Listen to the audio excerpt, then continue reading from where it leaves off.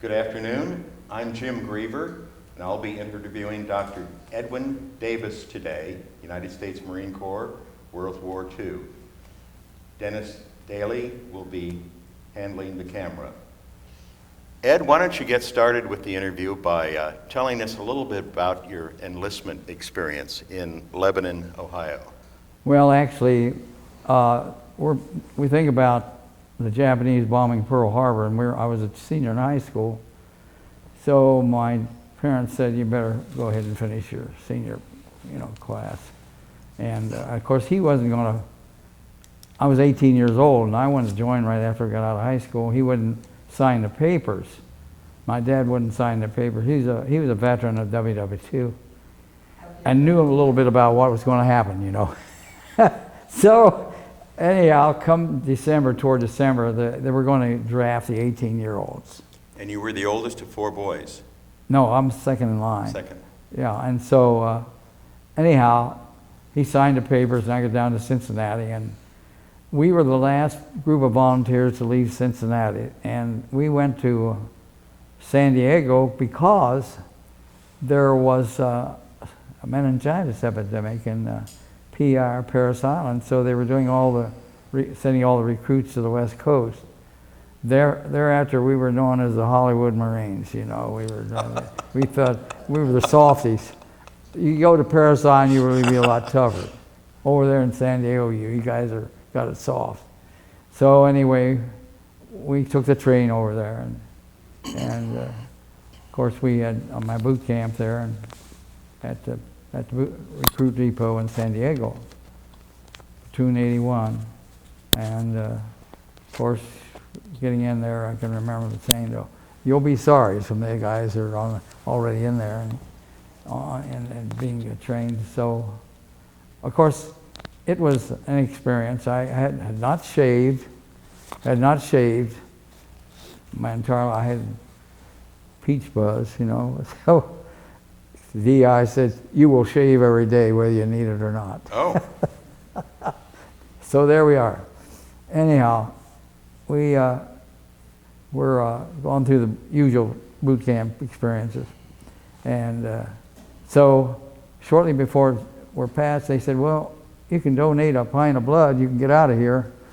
So we went over to the Naval Hospital, and I remember they only took a half a pint from me because I only weighed 140 pounds. I barely made the weight to get into the Corps, and I barely made the height. The minimum height was 5'6". Later on, I was thankful that I was only 5'6", because many things happened that made stature important. So after we got out of boot camp, I went to what they call field music school, and that's training you to be a bugler. I wasn't too happy about that, but anyhow. And Dad said, "Well, you get a chance to get into that music department, better get in there." And I thought, well, he knows more about what's happening than I do at this point. So I get in there, and we have messmen waiting on us. We had linen tablecloths. And I thought to myself, this is better than civilian life. My golly, this is something, I want to leave this. So I met Ed Milhon, who was a good friend of mine from Plainfield, Indiana. And he and I didn't drink, so we kind of buddied up when he went on Liberty. And so shortly after we were there for a few weeks, we went to the company commander and said, "Sir, we joined the Marine Corps to fight the Japanese, not to play music." Well, that was probably I found out later on, it wasn't too smart of a statement, because anytime you wanted to say something about going into combat, the Corps was very happy to satisfy your needs, So I was sent out to Camp Pendleton, and there I had joined F Company, 2nd Battalion, 23rd Marines, 4th Marine Division. At that time, the CEO of F Company was Captain Padley, who was a former football star from the University of Dayton. He was a triple threat. He could pass, kick, and was a quarterback. So the Corporal of the Guard took me up there to introduce me to Captain Patley because he wanted to get me familiarized with the company. And I found right away he was offering some cookies and that sort of thing. And I found out later I was going to be kind of a go-between between the company commander and a battalion and regiment. At that time, we did not have walkie-talkies, so somebody had to communicate.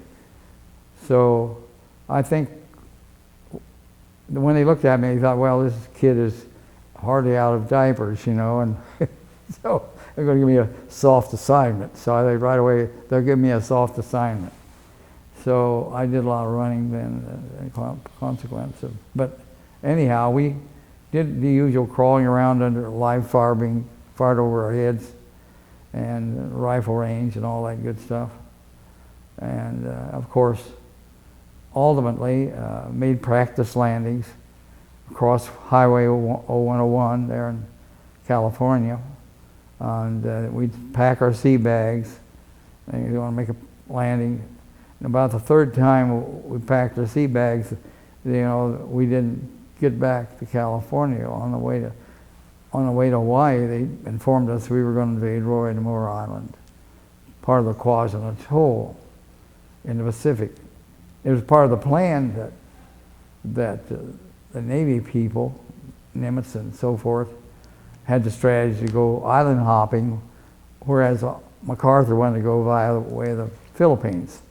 And they never could quite agree on which better procedure might work out better. Anyhow, we had gotten past Maui Island, looked and said, there's the Hawaiian Islands. Looked at them, and we got in close to Roy and Moore, and we then went aboard.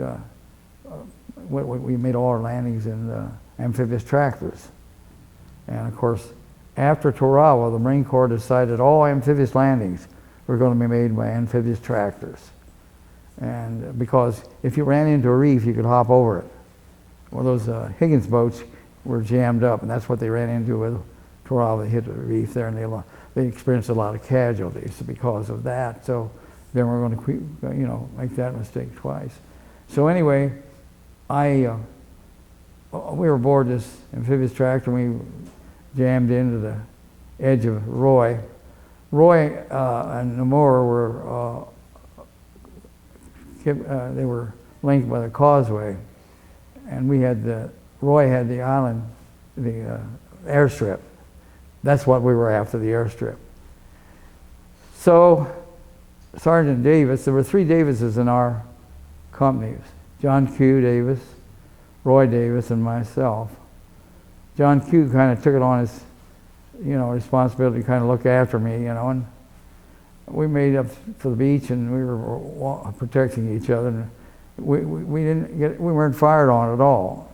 So we followed up in there, and our advanced platoons had already cleared out snipers around the airfield. And so we were there for a few hours, maybe about 6 hours.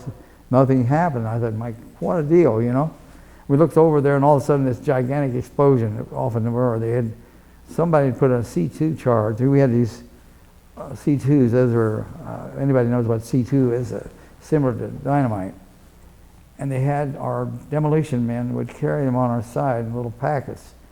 And they would, any pillbox they came to, they'd slide it through the opening of the pillbox. And it had a primacord on it. It was about, maybe 40 inches long. So that gave them a chance to get away from it before it went off. Anyway, somebody had done this over on the moor, and they didn't realize they were in there. There were torpedoes and everything in that pillbox. So that's what caused all the explosion. Part of the fragments fell over on us. So, but anyhow, we got off on the moor and headed back to Hawaii, Maui Island, and we only lost one man. Roy Davis was killed on Roy Island. Ray Davis it was. And I had, at that time, I had a good friend of mine, and Barbara, I can't recall his name now, but anyhow, he said, what you do, you never stick your head up. You always take your helmet on the end of your, when you're looking up, put that helmet up like that. See if you can pick up any fire. And I thought, my golly, he's smart. They didn't even say that about me. So anyway, that's what I learned to do. When any fire, you take off, you know. And the standard rule was, if you can avoid it, never stay above the ground more than 4 or 5 seconds, because there's plenty of holes to jump into. So anyway, with that information and all that good stuff, another thing that I had at that time, my girlfriend from Franklin, Ohio, I had a picture of her in my pack, which I'd dumped on the beach, and we had gas masks. It was standard procedure. Most guys we'd chuck our gas masks. We'd chuck anything that would hold us back. Well, I said, well, I'll go back on the beach and I'll pick up that picture of Mary Kay before I go back. I couldn't find it. Oh my God, I lost her picture. Anyway, I was thinking about that. Well, what do I say to her? On the way back to Hawaii, I got a Dear John letter, you know. It said, oh, I found another, you know, prospect. So anyway, that took care of that episode. Didn't have to worry about it. Didn't have to explain anything. Barbara later on met her, and it was when we were just before we were getting married. Anyway, she said she's a nice looking girl, but she'd have made double size for you. I said, yeah. I looked at her mother and I thought she was kind of heavy set, you know, like she gained a little weight.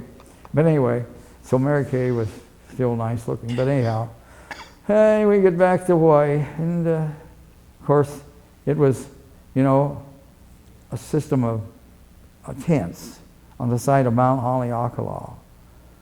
At that time, there were 2 motels. One was the Waluka Hotel and the Haina Hotel. That was it.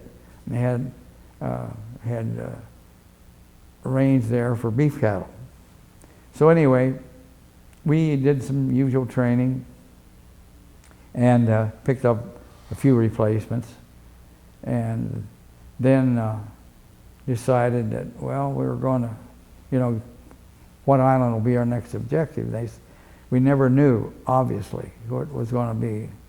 But in May of '45, we were to go over to West Loch Pearl Harbor and have a staging there of the advanced companies that were going to make the initial landings on, which we later on identified as Saipan. While we were stationed in West Loch, I remember I was kind of a nut for reading, and I was reading a book about Abraham Lincoln. And all of a sudden, we had this gigantic explosion. Now, we were the last LST anchored there, and I thought, what in the world happened? So anyway, the Navy personnel came along. They didn't take the time to untie the ties. They just came and cut the ropes and backed us off and get away from the explosions. So we had 6 or 7 LSTs, and 3 of them were in the process of being blown up. And and of course, Marines were jumping in the water, you know, and we'd been taught how to swim when there was flames on the surface of the water. Anyway, so we didn't have to worry about that. So finally, the whole episode quieted down, and we finally headed back to Saipan. And on the way to Saipan, we always listened to the radio of Tokyo Rose. She said, you know, I knew you Marines were going to have a surprise before you got to Saipan.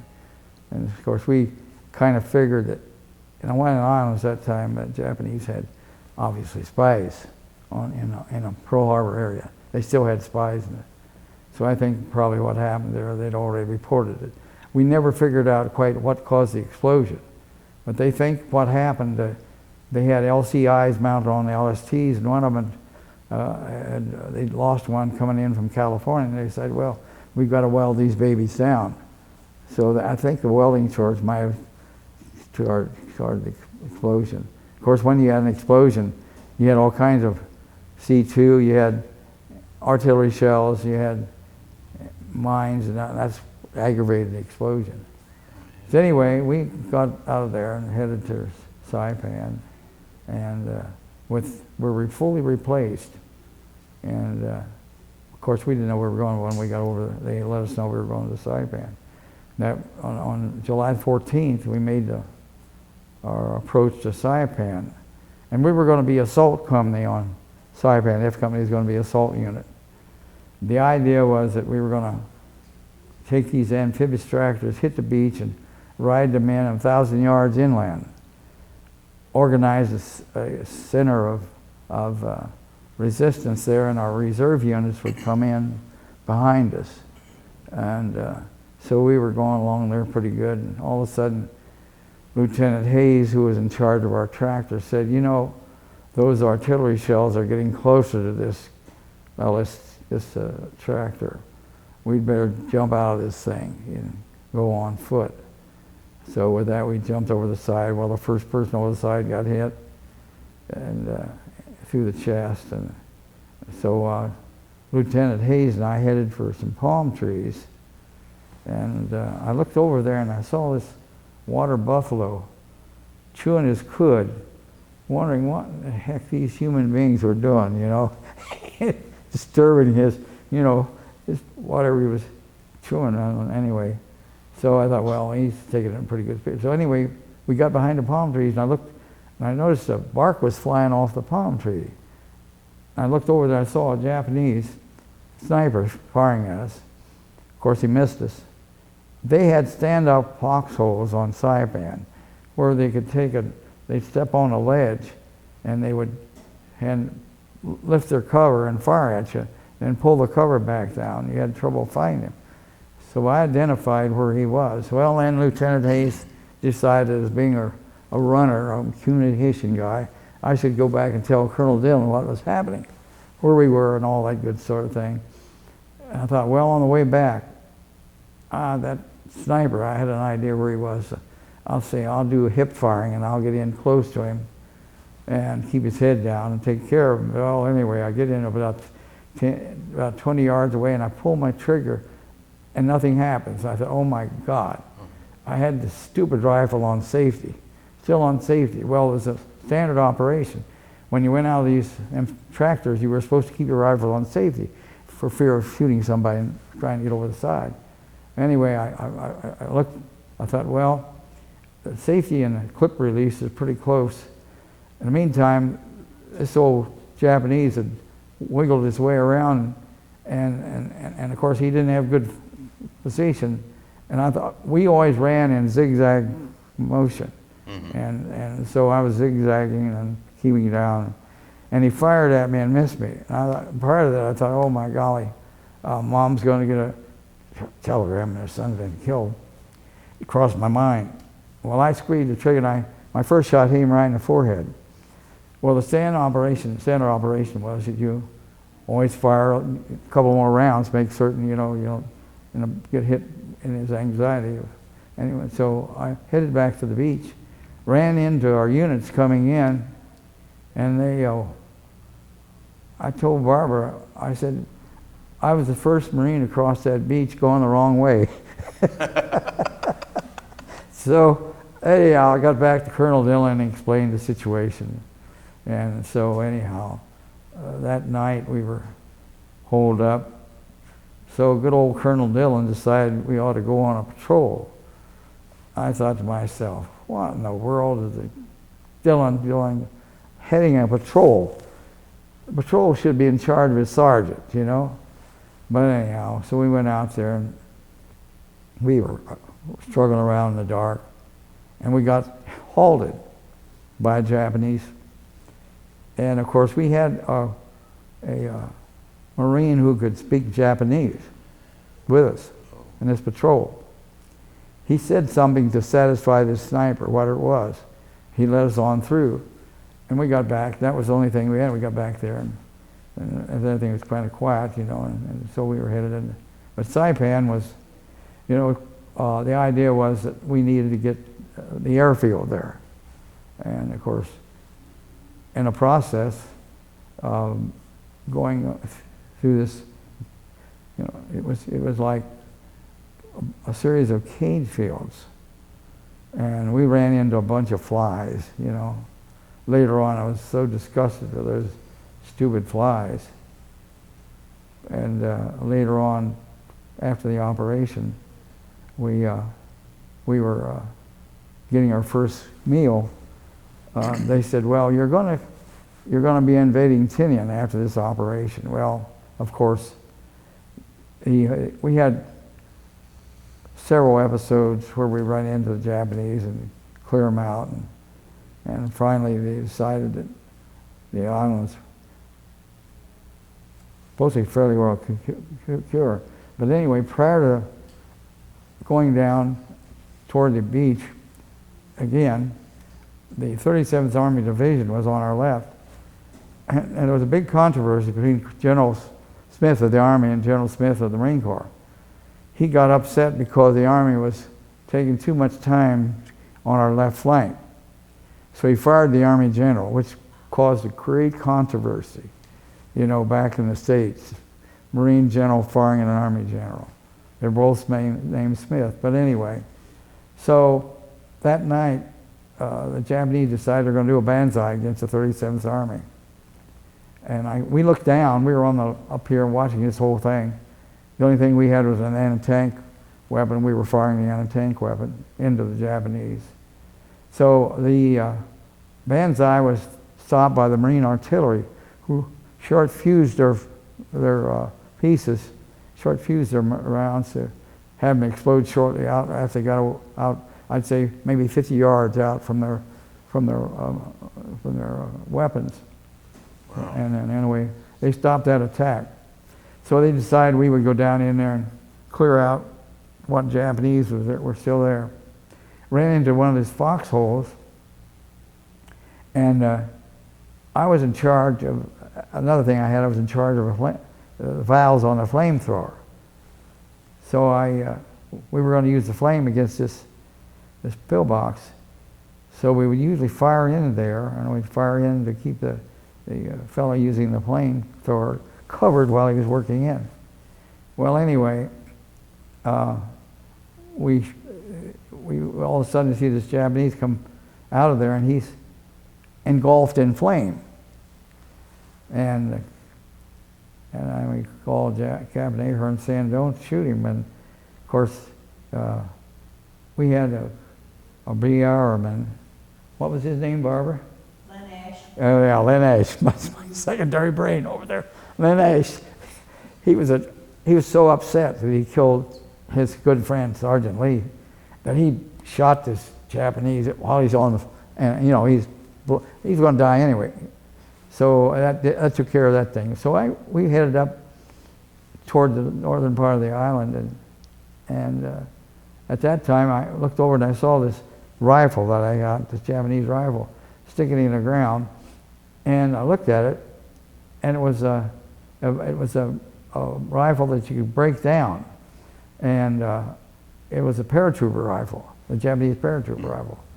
So I thought, well, in Saipan we had landed and we left our bedrolls aboard the transport. So I thought, well, I'll put that inside the bedroll and get it back to Hawaii. And of course, we were not supposed to take any weapons whatsoever because aboard the transports, because it caused a controversy between the Marines and the Navy who wanted to buy these souvenirs, you know.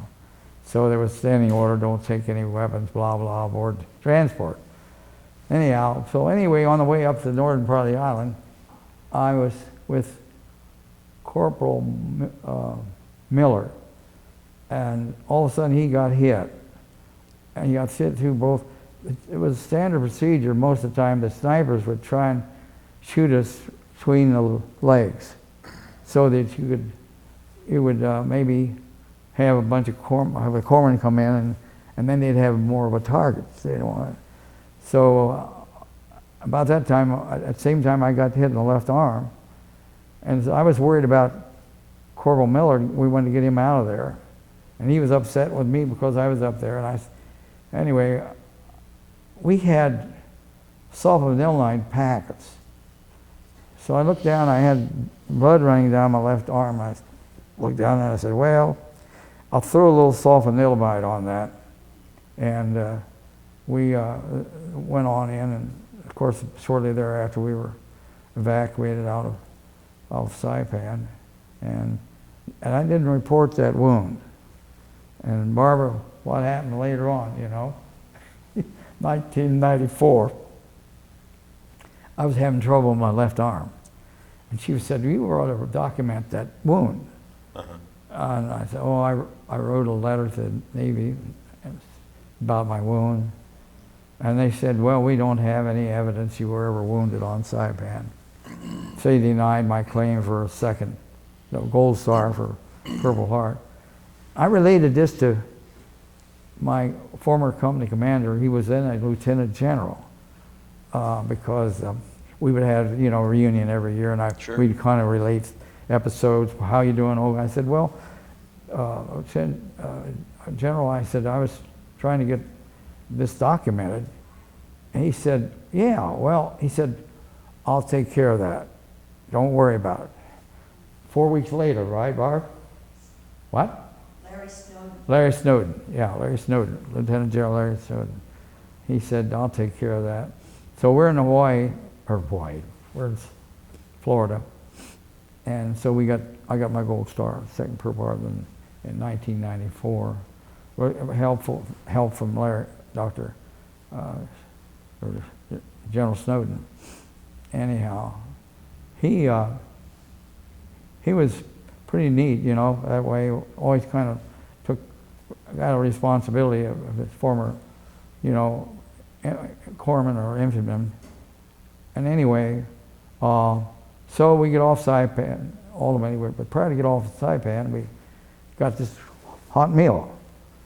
And this brings me to another story. I'm rambling and rambling and rambling. Anyhow, we had this kitchen, and you put your mess gear in there, and they give us a hot meal. Pulled it out. I looked down there, and the flies were covering my meal before I could even eat it. And to this day, Barbara knows that I have a great hatred of flies. So I tried to chase them off, and anyway, so I ended up eating a meal. And anyway, he said, well, the next thing you got to do is get out of those dirty dungarees. You've been wearing those for weeks. Get a new pair of socks, and by then, I took them off, my dungarees off, and I smelled them. I said, my God, those things smell terrible. And the flies are starting to attack my old dungarees. And I said, well, I'll take my entrenching tool and bury it. I buried my dungarees on Saipan to keep the flies from bothering them. By then, we got new dungarees, and we were headed for Tinian. Well, on Tinian, we were supposed to be a reserve unit.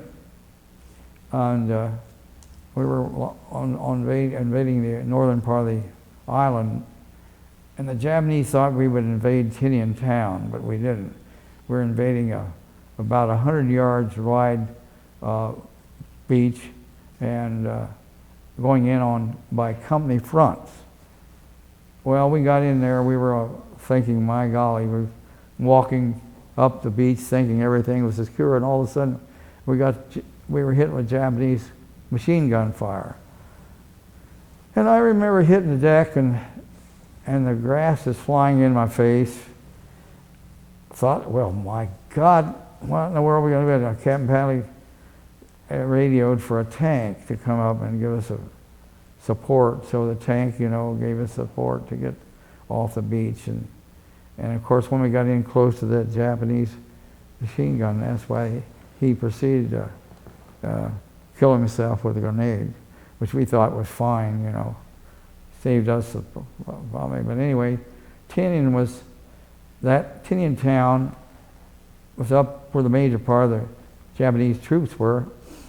So Captain Padley said, we're going to have our left flank on the roadway leading from the beach up to Tinian town.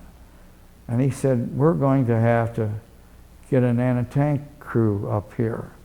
And it's dark. And he said, Davis, you go back to the headquarters, regimental headquarters, and pick up a tank crew, guide them up here. Well, anyway, we had a password we'd use. Mm-hmm.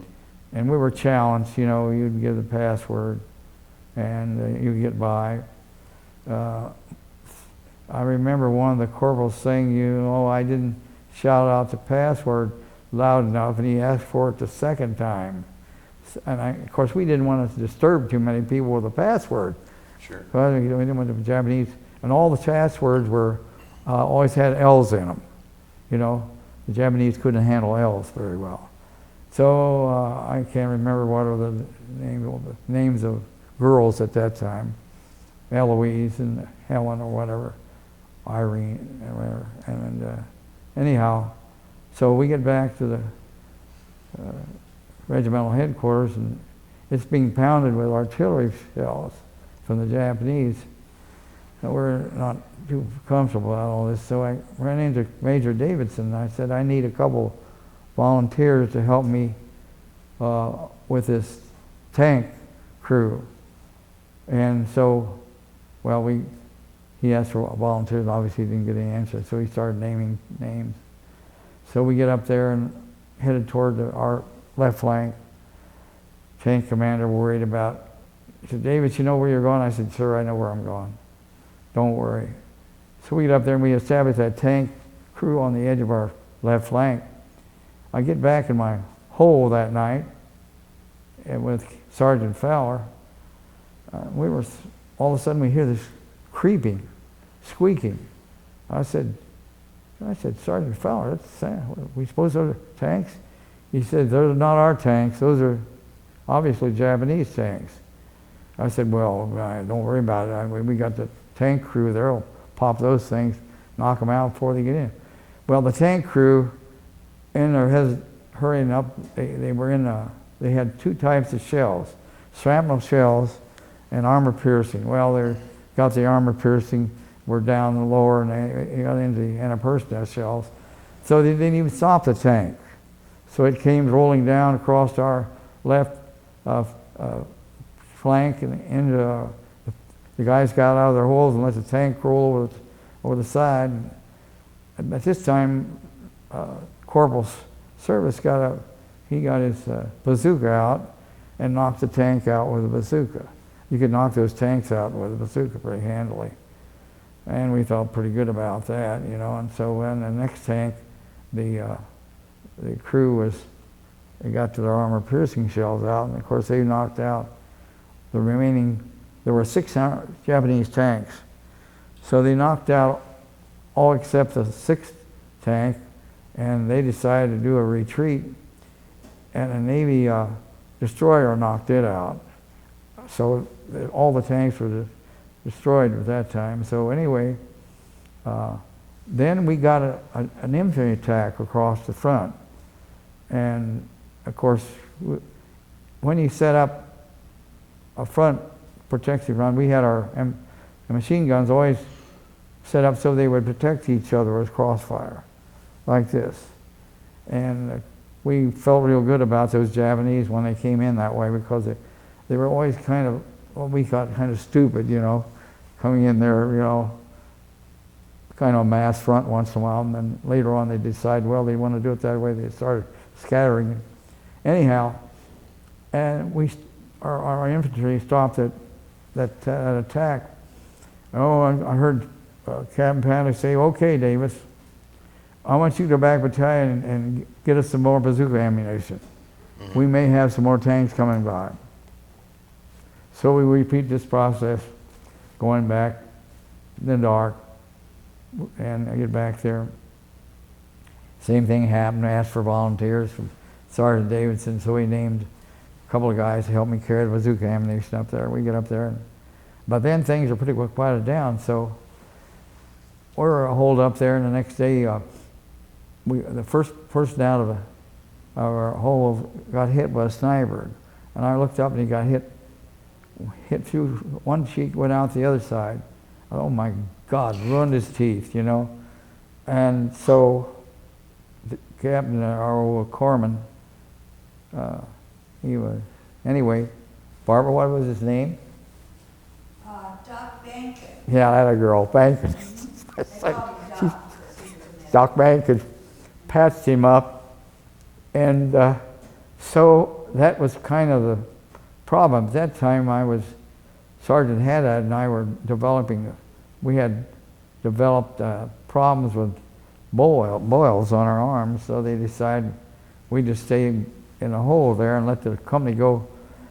So we spent the next day in our pretty quiet time there, and we were evacuated off of Battalion. And at that time, we had suffered some casualties again, not so many.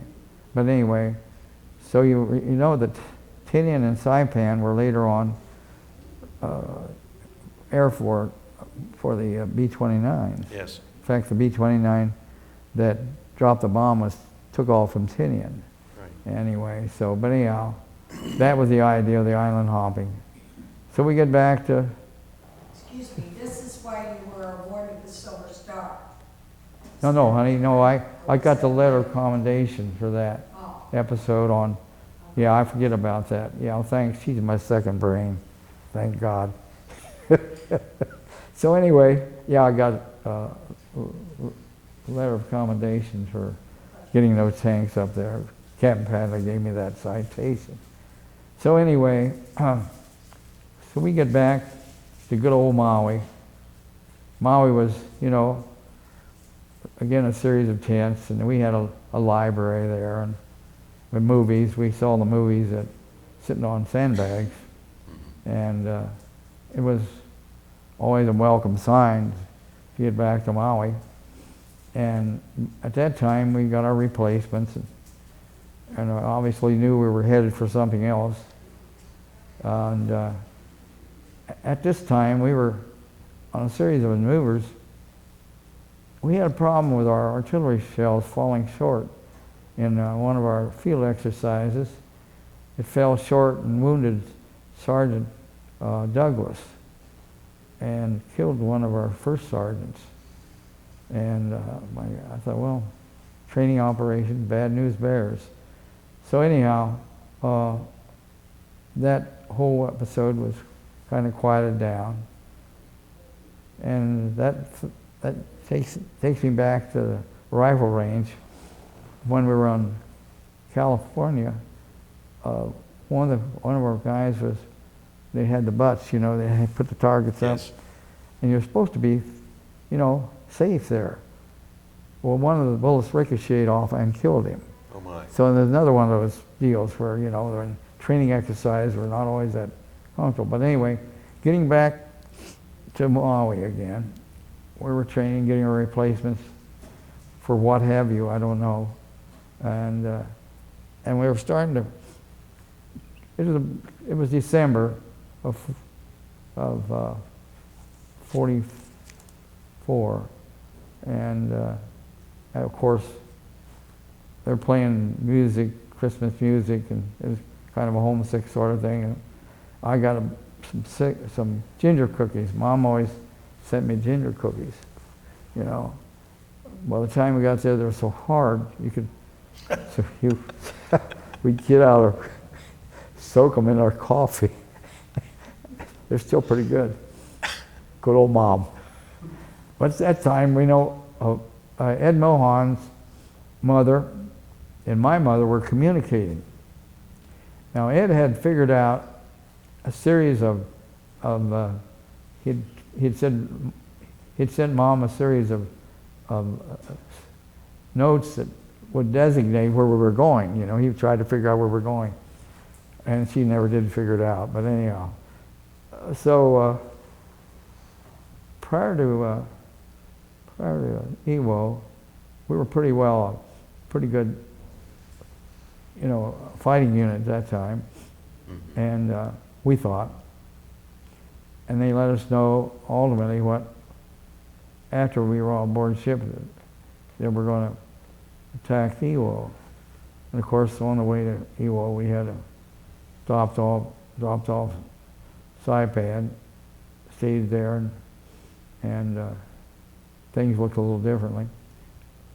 And on the way in, prior to every landing, we would always get up and have what we called breakfast. We would have eggs and steak for breakfast. This is our country's, you know, last token of kindness for us. And so we thought, well, that's a pretty good deal. Anyway, and of course, prior to every landing we get down this tank deck. You know what a tank deck Sure. on an LC, we'd had our landing craft there and wind up things. And you always worried about when you went over the side of these down into the water whether you were going to sink or stay afloat. Well, ordinarily we always managed to get all there, and we would circle, and then obviously every landing was made a series of waves. And unfortunately, again, F Company was a salt company on Ewo. So I thought, well, you know, here we go again. And so we were hit the beach, and we ran right into a pillbox. And of course, here again, our good old flamethrower was there, so I unscrewed the valves, and our flamethrowerman stuck this flame into this pillbox. Now, ordinarily, that would asphyxiate anybody within 100 yards. So you would take care of the pillbox pretty handily. Wow. And so we jumped over the side and got up into the sand. By the way, Barbara, I bought some sand from Ewo with me. And so right away, when I hit that dang gone sand, you think about like you're running through snow. Well, person on my left stepped on a landmine. Yeah, there it is. There's the sand. Anyhow, and then I looked on my right, and that was our radio man. Of course, we knew right away that Japanese snipers were always zeroed in on our radio man. Well, he fell into a 16-inch shell hole. Of course, right away, the idea was, you know, get the radio, not worry about poor old radio man. So he got hit in the left arm. I think he survived. But anyway, so we get the radio, and all of a sudden, Captain, his name, by the way, his name was Snoddy at that time, S-N-O-D-D-Y. Captain Snoddy said, radio for tank support. So we radioed for tank support. So he hammered in, and all of a sudden we looked back and they sank right in the sand. They were immobilized. I thought, what in the world is going to happen now? So anyway, that was the tank. Of course, the Japanese knocked them out right away with anti-tank fire. When we hit Ewo, I never will forget, it was a shindo of death. We had mortar shells, we had artillery shells, we had anti-tank fire, we had machine gun fire, all these various sounds, you know, humbling around in a, and of course it was, we would hop from one hole to another, and then the captain, Snoddy said, you know, we got to find out where our 3rd platoon is. So he gave me the assignment of locating where the 3rd platoon was. So I hopped around there. At that time, again, we had at that time, we did not have walkie-talkies until later. We had walkie-talkies later on in Ewo. But anyway, I got up the edge of the airfield, and then I located Captain or Lieutenant's 3rd platoon. We got everybody organized. We got to the edge of the airfield that night, and I'm thinking, you know, getting our usual hole, sitting there, and of course they're shelling us. It started raining. The water started running into my foxhole, and it was starting to be, I got about a foot of water. I thought, I can't stand this water. So I got off my canteens, and I sat on my 2 canteens to stay out of the water. And I thought, if I ever get out of this situation again, I'll never complain again about anything. And I flashed back to the poor old guys in WW1 when they were in those situations. Trenches. Trenches, mud and all that. So anyway, about that time we got a burst of mortar shells on our left and hit in there. Sergeant Douglas is in there. Corporal from Vermont. Who was from Vermont, Barbara? Graves. He was hit. He was always kind of after my case because he was trying to always make me a rugged Marine because I was still, he was out there. Well, Coal miner's son. Cole, anyway, so, by the way, anyhow, I looked over and he looked pretty bad, you know. And I looked over to one of the other sergeants and his face was gone, partially gone. Oh my God. And then I looked down and I saw our corpsman who was killed. So I thought, well, I'll get Graves out of there and take him back. We put him on the stretcher and we thought we'd get him back to the aid station. And on the way back, one of the few Japanese bombers had got through and he was stringing bombs from the beach up toward our position. And so I again hit the deck and looked up. I could silhouette the Japanese pilot. And later on I thought, damn, why in the world didn't I take my carbine and fire at that damn plane? Well, anyway, you know, it's one of those things you thought about. Anyhow, we got back to the beach and took care of Wesley Graves. And of course, we were having, at that time, you know, problems. Every time you got up, you know, you couldn't move without somebody firing at you or whatever. So Iwo was, at that time, they had about 22,000 head of troops, and the Japanese general had told his troops to kill 10 Marines before they died. And so that was a standing operation, you know. Anyway, we managed. Again, my assignment was basically to be, you know, still running here and there when they needed help. We get up to a ledge, and Captain Snotty and I were there. He was trying to locate the pillboxes again. He took a pair of binoculars out. Obviously, the Japanese saw the sun flashes off those binoculars. Mm-hmm. So they laid a mortar shell in right on the ledge, knocked us both down. And he was taller than I. He was 6'2", and I'm 5'6". So I thought, well, and of course knocked me down. And of course he's more seriously hurt, so he had to be evacuated. And Colonel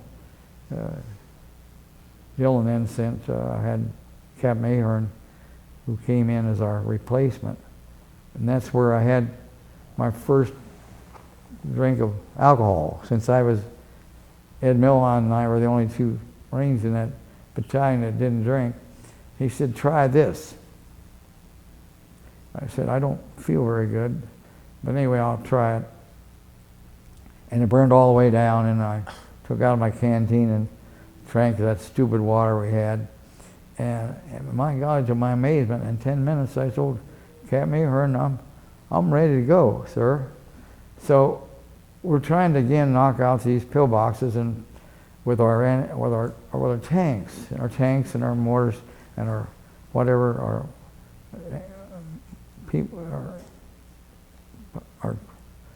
our good old fellows that carry the satchel charges. But anyway, what happened is that he's directing this fire from our Sherman tank.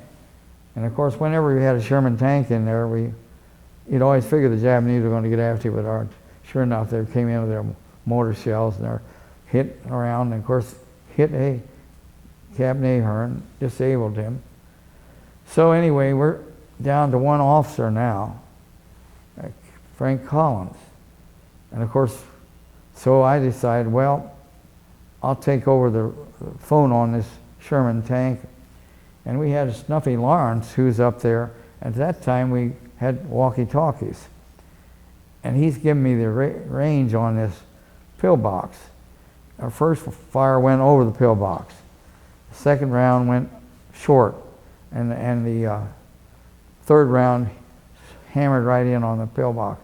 I can hear him yelling, you know, hey, right on, you know. And so and I looked back at that time, and I saw this plane coming in. We had the Army Air, we called the Army Air Corps at that time, coming in to support us. And I could see he had a napalm bomb anchored, and I thought, well, I'm getting out of the range of fire. Well, I ran over to the right. Sure enough, he dropped the napalm bomb short of the tank. Napalm splashed up on the tank. And so, oh my gosh, anyway. So I could hear the tank crew, they were getting out of there. They had a fire extinguisher, and they, of course, put the fire out with a fire extinguisher. And I could hear them using words that you wouldn't pass the censor. Anyhow, so from then on, we managed pretty well. Iwo was, again, at that point, we were getting pretty well worn out, and we were trying to capture Hill 382, which was a command post. Of course, prior to, Suribachi was, I had failed to mention, was on our left, and that's where the flag raising took place. And we looked over and we saw, I'm kind of reminiscent, flag raising was taken, we could see the flags, and we think, thank God they aren't looking down on us, because we couldn't move. They had the elevation, and so we said, thank God they didn't. The elevation on our left is lost. So at that time, again, I'm backing up a little bit. When the airfield was secured, the first B-29 bomber came in for an emergency landing. And we were thinking, my golly, what a target for the Japanese. So we're wondering how long this plane would survive. In 20 minutes, that plane was repaired, and they took off and managed to get out of there without being hit. I thought, man. So then thereafter, we decided that that's the reason Iwo was so important, because they saved. I've got it documented on the number of planes they saved that didn't have to ditch into the Pacific. They could land there and get repaired before they went back to Saipan and Tinian. And of course, Air Force was real pleased about that fact that we had secured Iwo.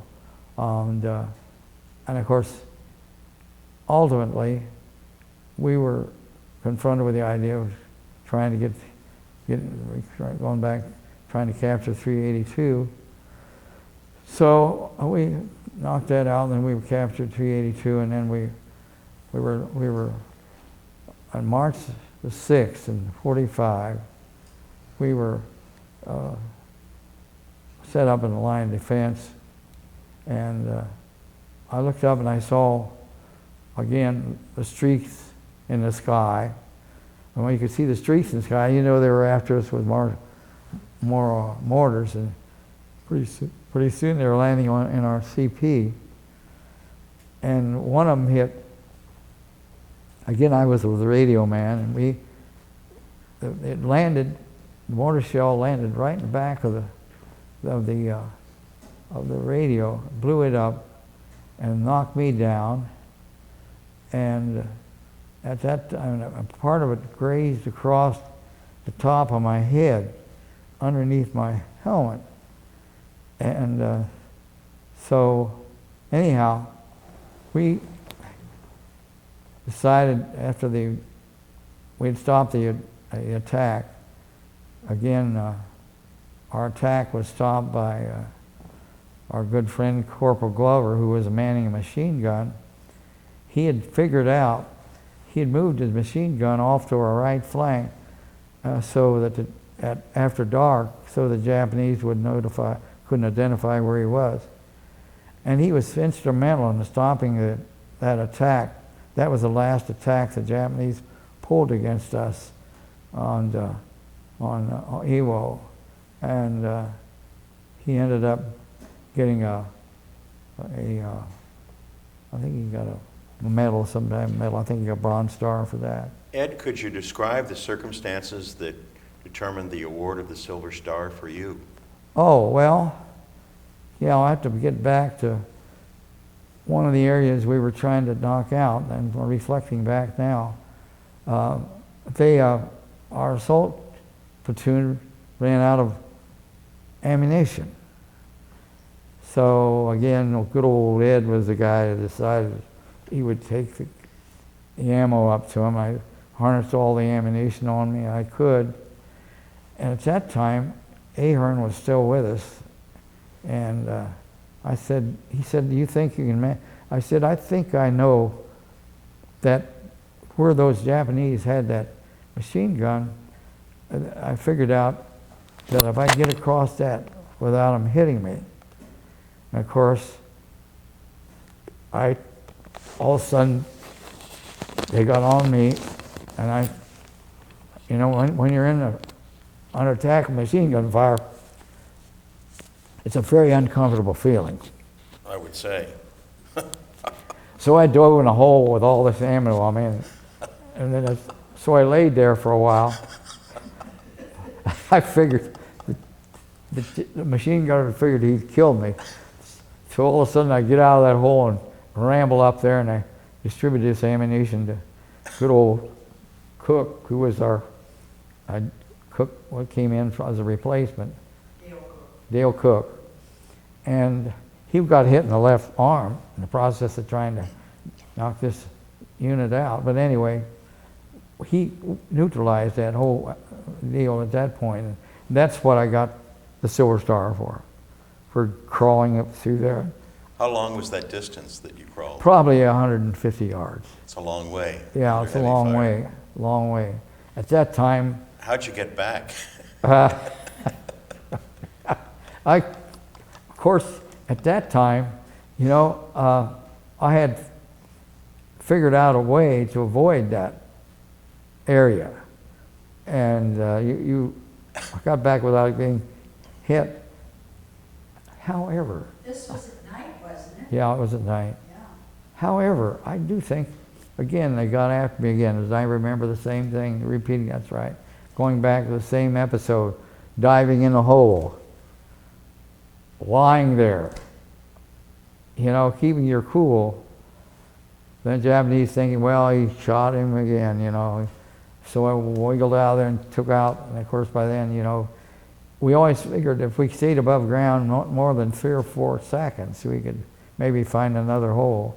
And after that invasion and landing, you went back to Maui? Yeah, went back to Maui. Where were you? Tell us about where you were and what you recall about the bombing of Hiroshima and Nagasaki. Oh, yeah.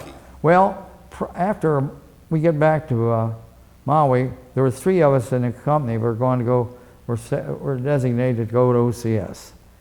Sergeant Pullen, Sergeant Douglas, or Sergeant Corporal Pullen, who later on became an FBI agent, and Sergeant Douglas, and myself, who was a lowly corporal at that time. Field music could get no higher than a corporal in the entire battalion. So anyway, so Sergeant Douglas got sent back to Quantico.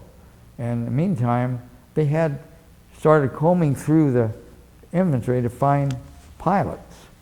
They said, well, we need pilots. So you could take a test. I took a test, and then I passed that. The Navy had this test you took. And then you had to go for a physical. Well, prior to the physical, I had to go before a Marine Review Board. I had to explain to them why I wanted to leave the infantry. And I suddenly said, well, obviously the reason you want to, I can visualize these pilots sleeping in pretty good quarters at night, and that beat the heck out of a foxhole. I said, so they kind of thought, well, this poor kid, might as well give him a break. So they decided to let me go try, to pass the physical. Well, in the process of the physical, they decided I had enlarged tonsils. Well, I thought, why in the world didn't they find these tonsils earlier? Well, then they explained to me the difference between carrying a rifle and flying a plane. The equipment became more expensive, so they wanted to make certain you would survive that. He Well, said, now, "You." where were you when you heard the news that they Oh, dropped the bomb? I was in the hospital, an Army hospital. Where? Had on Maui Island, Okay. territory. Had my tonsils taken out. And what were your thoughts that went through your mind and your friends' minds? Well, I thought, if I'm in an invasion of Japan, at least hopefully I can get into a flight program. I'll be up there, I won't be on the ground again. But anyhow, so of course, those concepts were always, thought, well, pretty nice. But anyway, so after the bombing, they decided maybe the Japanese will surrender. Well, then they went in with a second bomb. Mm-hmm. Then, of course, the Japanese decided to surrender. Well, meanwhile, back at Maui, You thought that was a good idea at the time? yes, because he brought the war to a- saved many more lives than the invasion of Japan. We knew if we invaded Japan, we would fight women and children and that sort of thing, Sure. which wasn't a pretty scene. Of course, Colonel Dillon again, he thought, yeah, we couldn't celebrate BJ Day because you guys are going to have to go in there and invade Japan because there'll be a few pinheads who are still going to hold out and we'll have to go in there and dig them out. So he wouldn't let us celebrate. So finally the whole operation came to an end when they declared that they were going to surrender. So we went down, and at that time we were going to go back, obviously, to the States. Well, you served your country extremely well in those years, and for all Americans, I thank you for your service. Well, And this concludes our interview at the moment. And yeah. thanks very much, Ed. Yeah, for you're your welcome. service. I don't know whether I managed to struggle through it or not, Barbara.